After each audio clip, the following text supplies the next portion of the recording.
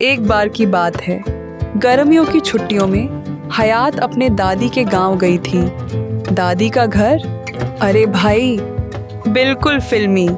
मिट्टी की खुशबू, आम के पेड़ और ढेर सारी मस्ती। एक दिन हयात घूमते घूमते गांव के कोने में पहुंची, जहां एक टूटी फूटी सी दुकान थी।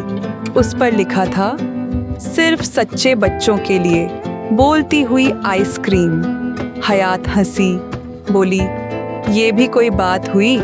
आइसक्रीम भी कभी बोलती है क्या? लेकिन क्यूरियोसिटी, वो तो हयात के खून में थी। वो दरवाजा खोलने गई, खटाक, बंद। फिर कोशिश की, खटाक, फिर बंद। एकदम मैजिक टाइप सीन।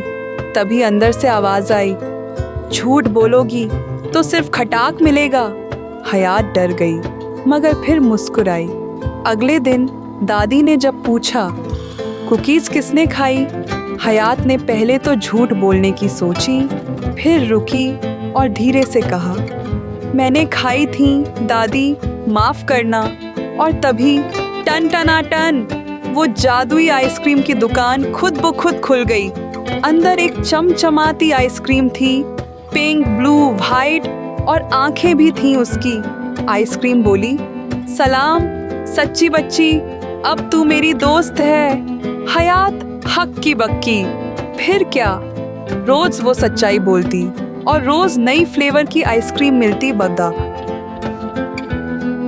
जैसे सच स्ट्रॉबेरी, ईमानदार इलायची, कन्फेशनल चॉकलेट। लेकिन फिर गांव के कुछ बच्चे आए, बोले, हमें भी आइसक्रीम टीम दो। उन्होंने झूठ बोला कि उन्होंने कोई चोरी नहीं की, पर आइसक्रीम ने झट से चिल्लाया।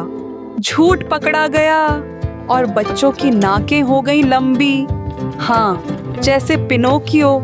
पूरे गांव में हंसी का तूफान।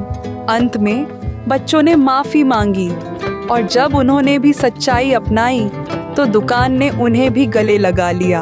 अब गांव में कोई झूठ नहीं बोलता, क्योंकि सब जानते हैं, सच बोलोगे तो आइसक्रीम भी दोस्त बन जाएगी।